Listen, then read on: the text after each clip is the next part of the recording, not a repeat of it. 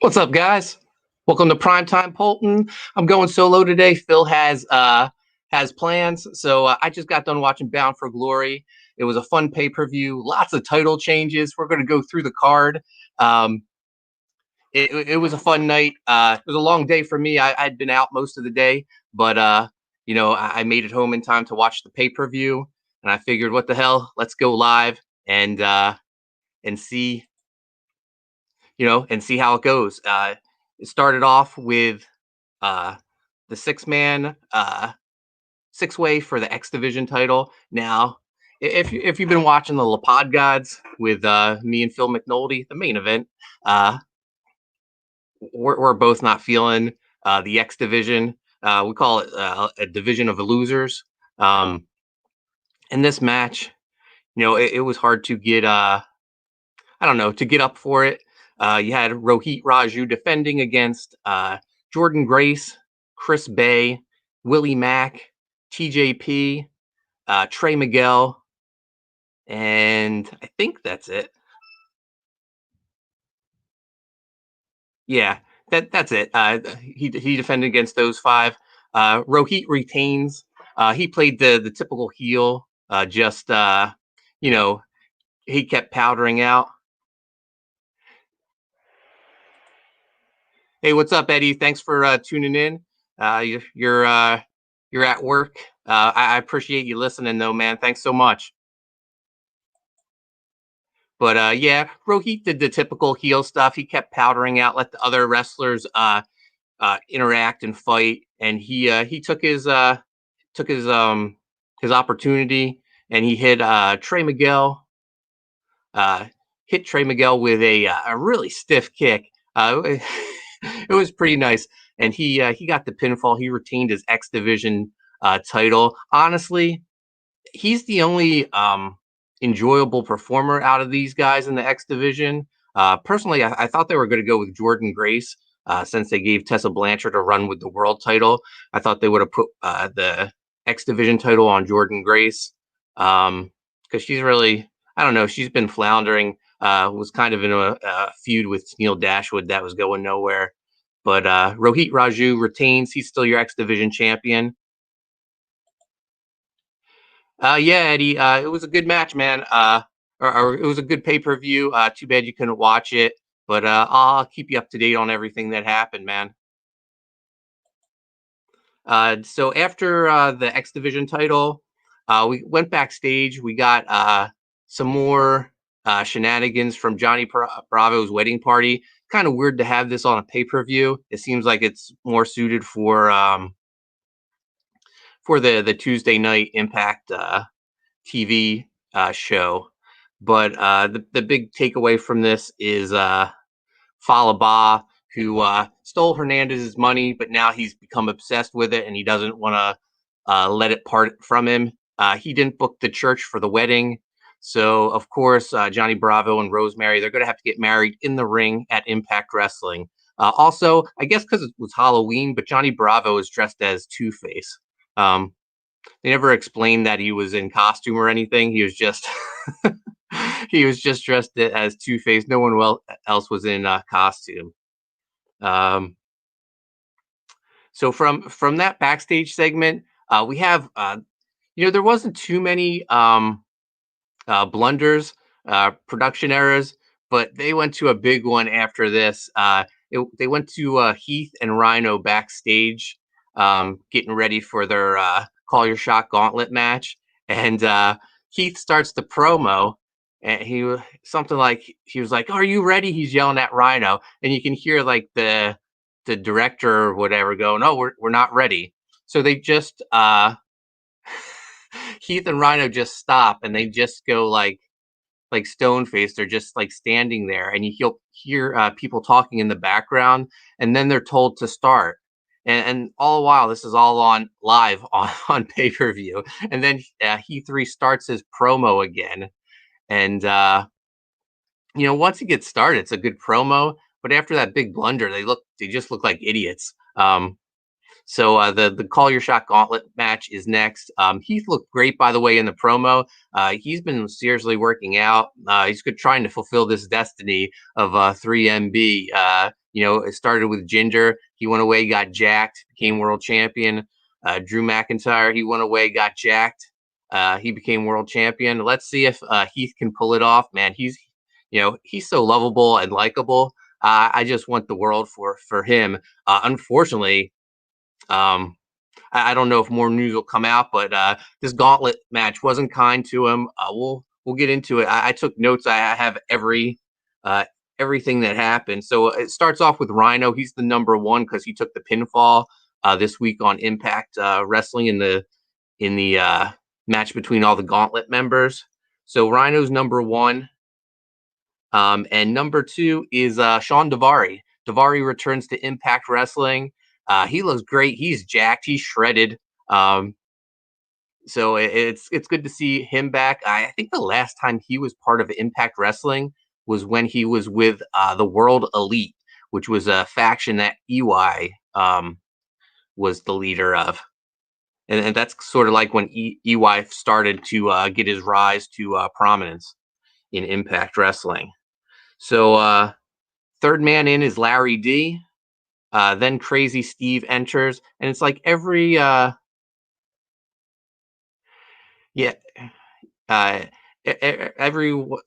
enters like every 2 minutes.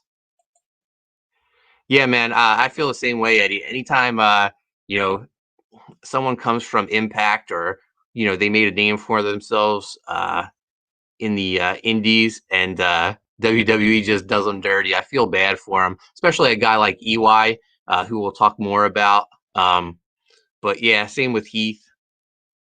But there's good news and bad news for Heath in this match. So anyway, Crazy Steve's in there. AC Romero enters. So now you got both members of Triple XL in there. So they're doing double team moves. The next entrance is Tennille Dashwood, and she comes out with her photographer, Caleb Connolly, Caleb with a K. She sees AC Romero in there, and she's like, no way, I'm not getting in. She sends Caleb in to take her place. Then Jessica Havoc enters. Havoc's clearing house. She does this phenomenal move. She's a big girl. She was one of the biggest performers in the ring, but she hit this total world head scissors on AC Romero, and it was amazing. So Havoc throws out Caleb Connolly, and when Caleb gets thrown out, she's now entered the match. Then Brian Myers enters the gauntlet match, and Brian has a huge night in this gauntlet match. He's wearing new gear. He looks great, but he throws out Crazy Steve. Then Hornswoggle enters. He was one of the surprises, and Brian Myers is happy to see Swoggle. They hug, they team up, and they throw out Davari. And then, Swoggle's happy that they threw someone out, and then Myers turns on him and he throws Swoggle out. Tommy Dreamer enters next, and this got a huge pop from me. He's wearing Road Warrior Animal makeup, and he also, not quite a mohawk, but he shaved the sides of his head to replicate Animal's hairstyle. So a really cool tribute to Road Warrior Animal from Tommy Dreamer. Alicia Edwards enters. Brian Myers throws out Dreamer. Then he throws out Alicia. Kira Hogan enters. Meanwhile, Brian Myers is posing with Tennille Dashwood in the corner as Caleb with a K takes photos of them. At one point, Brian Myers picks her up. Caleb's taking pictures from ringside, and Brian Myers just tosses her over the rope. He was great in this. He was throwing out people left and right. So after Tennille gets thrown out, Taya enters. Falabala enters. Fala's still protecting the money around his neck. Jessica Havoc throws out Kira Hogan. Oh, this was a nasty fall. She hit her back of the back of her head on the steel ramp. The refs were checking on her. Some of the performers were checking on her. She seemed like she was all right, but yeah, even the commentators announced how her head just bounced off the ramp. Then we get our next entrance, and it's big surprise. Cowboy James Storm is back in Impact Wrestling. I love to see this. Apparently, Cowboy James Storm was supposed to go to WWE right before, I think right after the Royal Rumble, and he passed his physical, and he was supposed to sign, and then COVID hit, and they released all the people, and they said, hold up, it's not gonna happen. Just hold tight. Well, I guess apparently it didn't happen because he was bound for glory tonight. He entered the gauntlet match. He looks in great shape. We James and I worked together on a children's book. Had a lot of fun working with him. He was thrilled. He got to have his kids be characters in the book, and he's posted pictures on social media. With him reading to his children, it's just awesome. So I wish the best of luck to him. I hope this Impact run is great for him. I'd still eventually love to see him show up in the WWE, especially with Bobby Roode there. Like to see him. I guess they couldn't be beer money. Maybe they could. I know some of the Impact people are owning their names. So maybe they could be beer money, or, knowing Vince, he'd probably want to call him something else. I always throw it out there that they just make James Storm a relative of the Godwins, and then just call their tag team the Glory Hogs, since Bobby Roode is Glorious Bobby Roode. So you got James Storm in the gauntlet. He throws out Larry D. Adam Thornstowe from Reno Scum enters. His tag team partner, Luster the Legend, enters. And then Heath enters at number 17 or 18. I kind of lost count. He throws out AC Romero. He throws out Brian Meyer. And I feel like as soon as he did his first maneuver on AC, he hurt his leg, his knee, something. He looked in bad shape. He was limping, and you hate to see that. I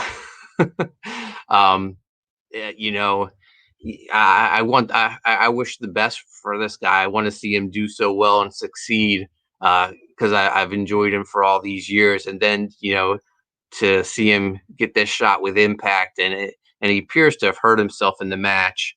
But then Sami Callihan enters. Looks like Sami Callihan actually lost some weight. He was looking great. And then Hernandez enters at number 20. Hernandez throws out Fala, and then Hernandez leaves. I don't think he went over the top rope. I think he just left and went after Fala to get his money. So I don't know if that's going to come into play later this week on TV. But that leaves it down to I think it was Rhino, Heath, Sammy, and Reno Scum. But Rhino throws out both members of Reno Scum. Sammy throws out James Storm, and then Sammy throws out Heath. So it's down to Rhino and Sammy. And there's back and forth. Rhino ends up goring Sammy, gets the pinfall. Rhino wins the Call Your Shot Gauntlet match. They present him with a trophy. Meanwhile, I think Heath was supposed to come in the ring and celebrate with him. They pull away a shot, and just out of the corner on the screen, you can see all these people checking on Heath, who's on the floor. So it doesn't look good for Heath. So Rhino's left there, and the announcers never mention it, so that makes you think, oh, this is a real injury. So Rhino's left in the ring to celebrate by himself. This is really sad, especially if it's a serious injury and Heath isn't able to perform for a while. But anyway, Rhino wins the gauntlet match. Story wise, he and Heath have jobs now with Impact. Heath gets the contract he wants. Hopefully, he's able to perform. Next up, we get a recap of the feud between EC3 and Moose. And then they go to an undisclosed location, and EC3 sort of in the ring with all his disciples, his followers, and he's beating one of them up, talking to him the whole time. And then he finishes up with his disciple.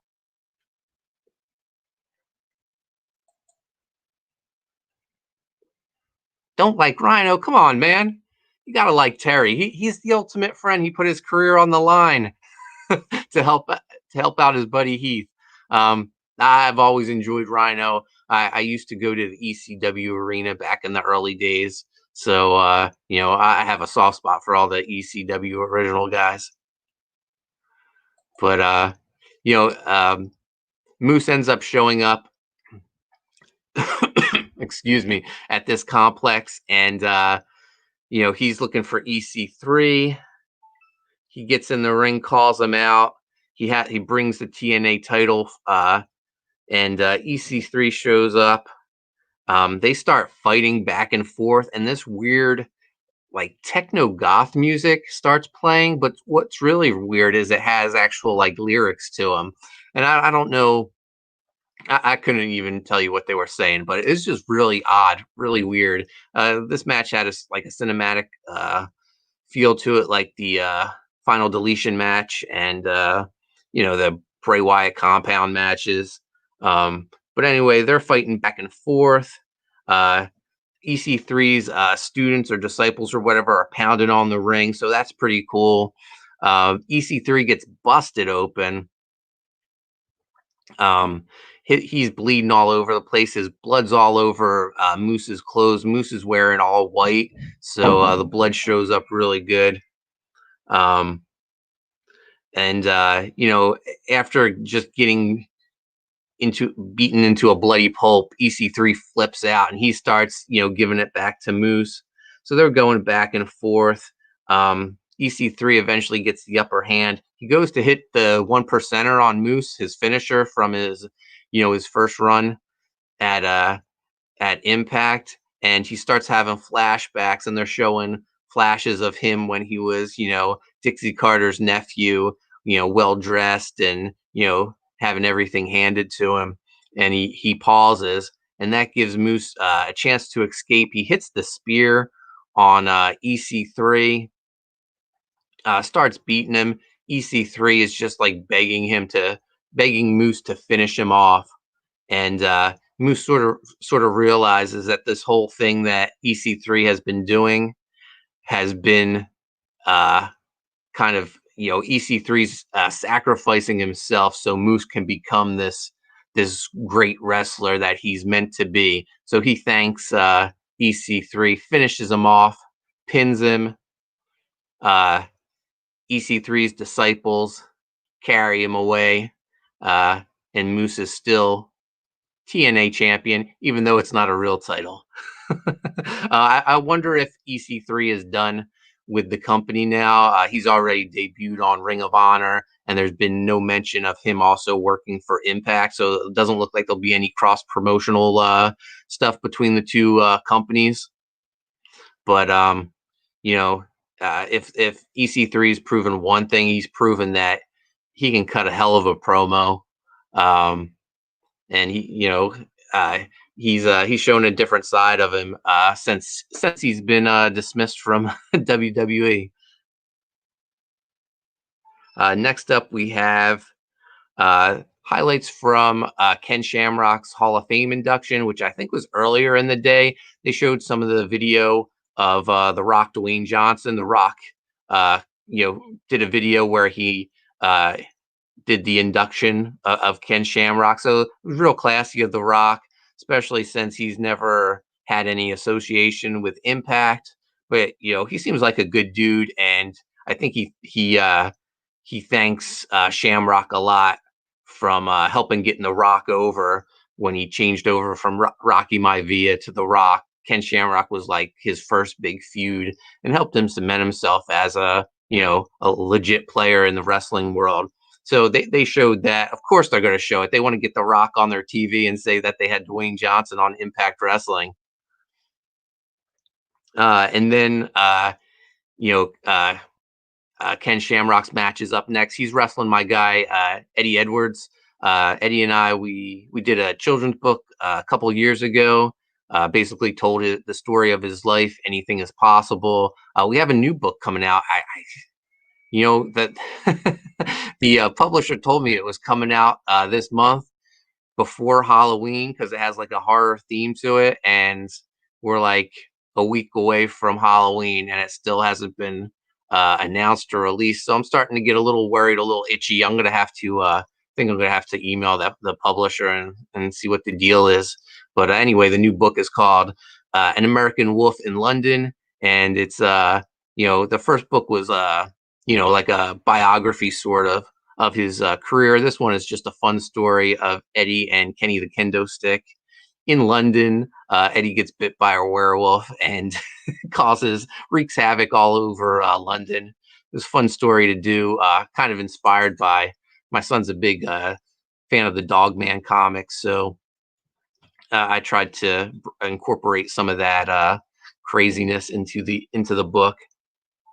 But anyway, Eddie wrestles Ken Shamrock. Ken is now managed by Sami Callihan, which I kind of like. Sami Callihan as a manager kind of reminds me of Roddy Piper in his early days of WWF when he was managing like Paul Orndorff and Dr. D. David Schultz, guys like that.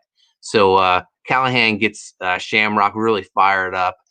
Shamrock controls most of the match early on, and then Eddie kind of picks his spot and starts doing some high flying stuff to take Shamrock off his game. At one point, Eddie gets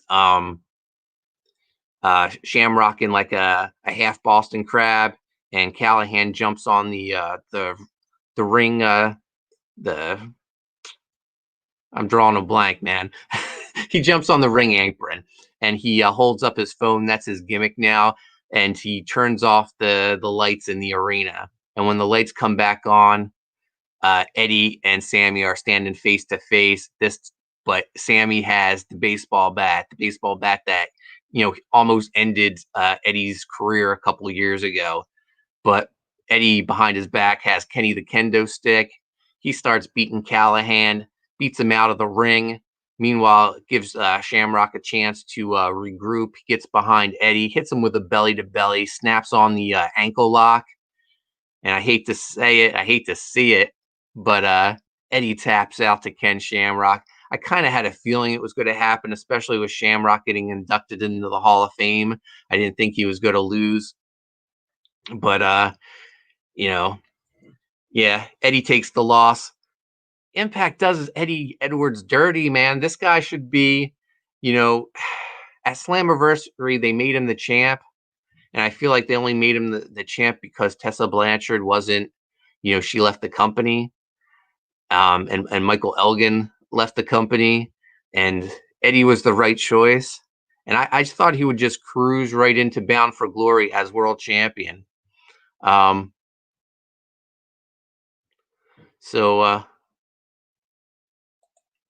Yo, what's up? Hail, Edwin. Thanks for popping in, man. They've just treated Eddie dirty. He became a transitional champ, passed the belt over to EY. And now he's stuck in this feud with Ken Shamrock.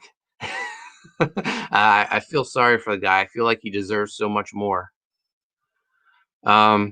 So after the Eddie and Ken Shamrock match, we get the tag team title match. This is a 4-way between the North, Ace Austin and Madman Fulton, the Good Brothers, and the Motor City Machine Guns.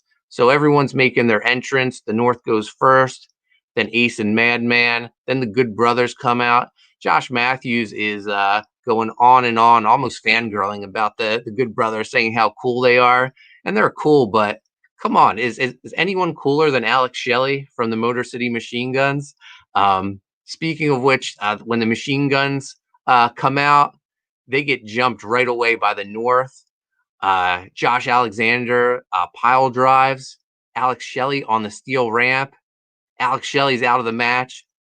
Chris Sabin has to go alone to defend the world tag team titles. And the first half of the match is just Sabin getting beat by the North and Ace and Madman. They're not tagging in the Good Brothers. So it makes me think, oh man, once the Good Brothers get the tag, they're going to come in House of Fire and get the win. Not so fast. Sabin does tag him in, and they do clean house, and Sabin tags himself back in, and he's doing some high flying maneuvers like hit and run type offense. But then he's back on the defense again, getting a lot of punishment. That's the one thing I think that they conveyed in this match is that Chris Sabin is so resilient. He took a lot of beating in this match, but eventually the Good Brothers get back into the match, and they set up. I think it was Josh Alexander. They set Josh up for the Magic Killer, but he blocks it. He kicks off Carl Anderson, throws Big LG out of the ring, and when Carl Anderson gets knocked off, Ethan Page hits him with the tag titles, knocking him out. Josh Alexander covers him, and the North are the new tag team champions. I honestly didn't see this coming. Especially, there's a lot of rumors Ethan Page is leaving Impact. His contract, I believe, expires January 1st. And Impact is hyping their next pay-per-view for January. So I don't know if the North lose the titles before then. He works without a contract. He gets re-signed. I would love for him to get re-signed. I think the North are great. And, if you listen to the Pod Gods, Phil and I, we just love Ethan Page. He's probably our number one guy we talk about that we both love so much. Him, Wardlow. Who else? Who else are the our Pod Gods favorites? It's definitely Ethan Page, definitely Wardlow. I would say Taya Valkyrie, Brian Myers. There's one more. It'll come to me. But anyway, the North, they're your new tag team champions. I didn't see it coming, especially since I have the Good Brothers in my fantasy league. I was counting on that 3 points for them winning the gold, but it wasn't to be for me. Next up, we get more backstage stuff with the wedding party. Rosemary, she takes off with Jessica Havoc. They're going to try to bring Father James Mitchell back from the dead. So that just leaves Taya with Johnny Bravo, and she's giving Bravo a hard time, asking if he's told Rosemary the truth about I guess all the wedding plans, and he snaps at her and tells her that he wears the pants in his relationship, and once he's married to Rosemary, she'll do whatever he says, and he storms off, which leaves Ty, I think, kind of with a pissed off look on her face. So I don't know if she's going to stop the wedding or what, but I guess we'll see this week on Impact, because that's when the the big wedding party, the big wedding is.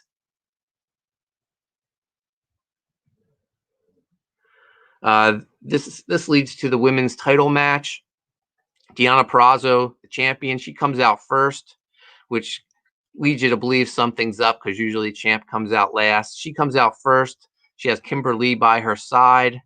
Kylie Ray's music plays. There's no Kylie Ray. She's not there.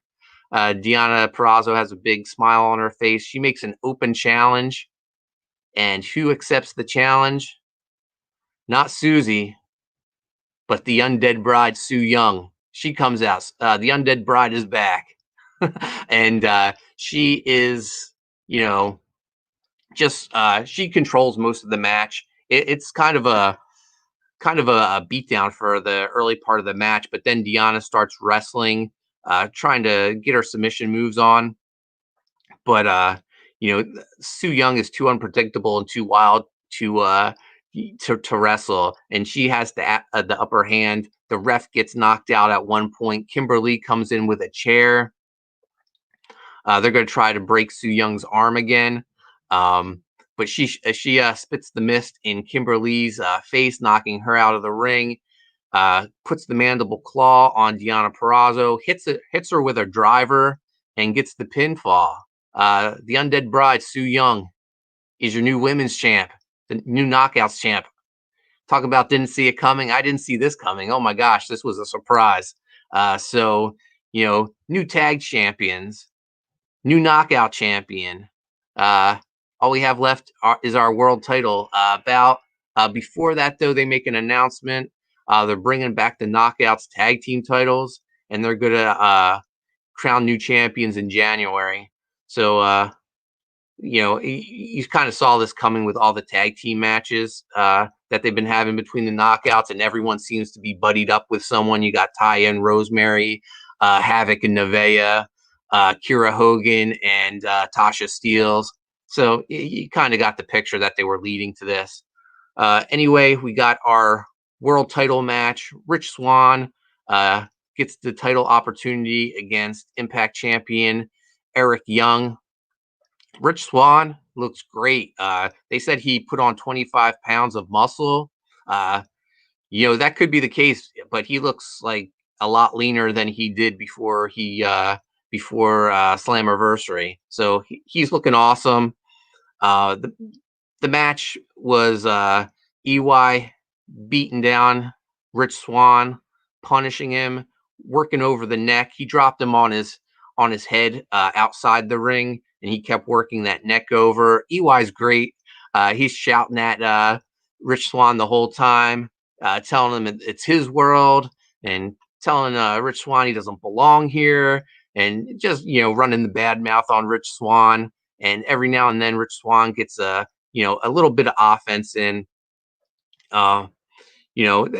Typical Ricky Morton babyface stuff. Rich Swann is selling. He's selling this injury not only to his ankle, but now to the neck because of the punishment that EY's been doing on him. At one point, Rich Swann fires up. He spits in his hand and he slaps EY over and over. He slapped the shit out of EY. It was some loud slaps. It was pretty awesome. But eventually, Swann gets the upper hand. He gets EY down on the mat, and he hits one of the biggest frog splashes I've ever seen. And Rich Swann is your new Impact World Champion. All the baby faces come out. Even Hornswoggle, who made the surprise return, and they put Rich Swann up on their shoulders, and we go off the air. Rich Swann, your new Impact World Champion. We saw it coming. Phil and I, we talk about this every week, and we didn't want it, but the storyline was so good. I'm not mad at Impact for making Rich Swann the world champion, man. So congratulations to him. This was overall, I would give it a thumbs up. I'm most concerned about Heath. Heath with the injury in that gauntlet match. I hope he's all right, and I hope he doesn't miss any time. I know Impact usually, they film for like a week, and then they take 2 or 3 weeks off. So they film a lot of TV over one weekend. So, hopefully Heath isn't off TV too long for this. Hopefully it's, nothing serious and he can continue to wrestle. But overall, thumbs up from me. I'm glad I ordered it and watched it. We'll talk it over with Phil on Tuesday if he gets a chance to watch it. Tomorrow is Hell in the Cell for WWE. I'm going to watch that. I'm going to do you guys a favor, so you don't have to watch it. I'll watch it. I'll sit through it. And maybe we'll do this again. Before we go, though, I'd just like to share my Indiegogo campaign, U.S. Assassin. There's only 10 days left. We're winding down. Super proud of this project. I'm going to just play the trailer for you.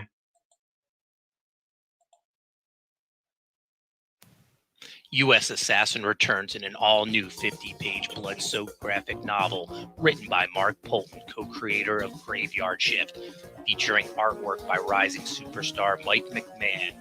New villains unite to take on Joe Knight, a story inspired by the Raid and Bruce Lee's Game of Death. Plus, learn the secrets of Project U.S. Assassin. Who is the mysterious Sensei Steel? All this in a Book 1 reprint featuring a stunning cover by Mark Yoon. U.S. Assassin. So there you go, guys. If you love 80s action films, 90s comics, and G.I. Joe, this is the book for you. We got a lot of great perks. Our featured tier is the Book 1 reprint with the Spider-Man homage cover, Book 2, and a sketch from Mike McMahon, all for $75. So you're getting 2 books and a piece of original artwork for $75. It's a great deal. Next up, we have the basic $25 tier, and that's where you get Book 2. All the books come signed by me. We also offer just the Book 1 reprint separately for $25. We have a couple variant covers for Book 2, one by the great Kevin Sharp, who's the creator of Dragon Guard. He's also worked on G.I. Joe. I think he's done some X-Men work. Super talented. We were nice enough to get a cover from him. Here's a better shot of it over here. It's colored now, and we've shared it on Twitter. I haven't updated the Indiegogo page yet. We also have another variant cover for Book 2. This is a wraparound cover by former Extreme Studio artist Cedric Nacon. So much detail in this, it's probably hard to make out, but this is going to look awesome when it's colored. I told him go crazy on Bazooka Dog with all his weaponry, and he did just that. Bazooka Dog's all kitted out. He looks awesome. Probably the best he's ever looked. So you can get that for $25. We also have the Spider-Man homage cover as a t-shirt for $25. You can get 2 copies of Book 2, one for you, one for yourself. That's the double tap, and you can save some money. That's $40. Then the action pack, and that is the Book 1 reprint and Book 2 for $50.